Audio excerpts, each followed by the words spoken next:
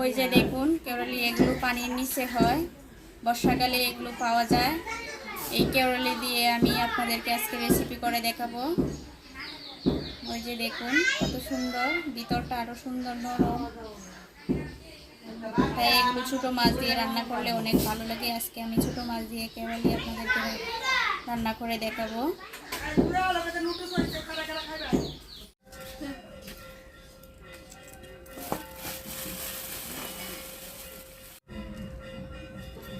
উপরের খোসাটা ফেলে দেব, ভিতরের এটা নিয়ে নেব।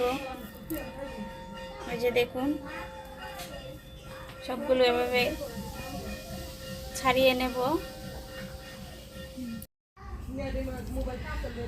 সব ছাড়ানো হয়ে গেছে, এবার আমি জায়গাটা পরিষ্কার করে নেব।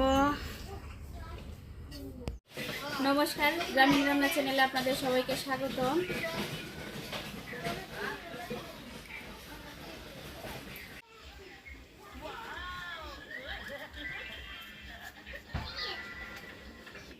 মাছগুলো কেটে কুটে ধুয়ে নেব। মাছ আর সবজি দুটোটাই ধোয়া হয়ে গেছে, এবার রান্নাটা চাপিয়ে দেব।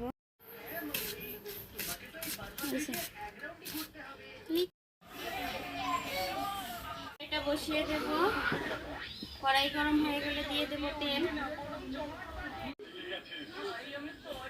তেল গরম হতে হতে আমি এদিকে দিয়ে দেব সব ধরনের মশলা, কাঁচামরিচ, পেঁয়াজ কুচি,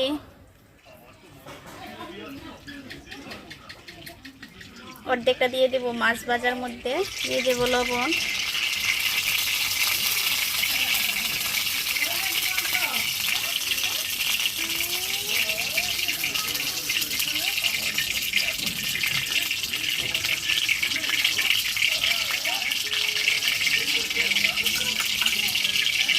দিয়ে দেব মাছ,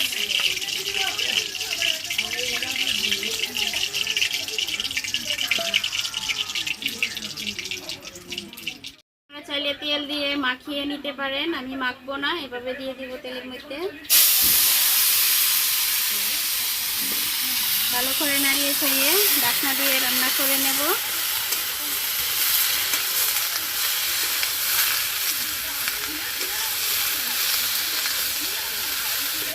এবার ঢাকনা দিয়ে রান্নাটা করে নেব।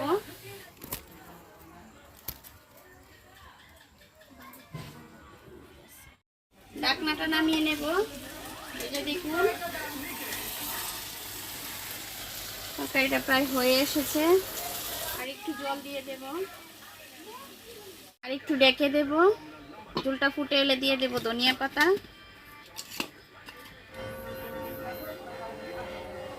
রান্না হয়ে গেছে,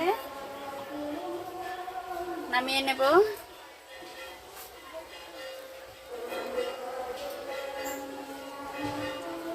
দেখুন তরকারিটা কত সুন্দর হয়েছে।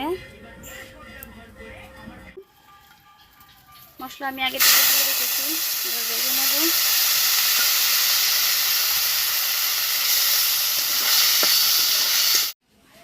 মাছ ভাজা হয়ে গেছে, নামিয়ে নিছি। কেওড়ালির তরকারি আর ছোট মাছ ভাজা।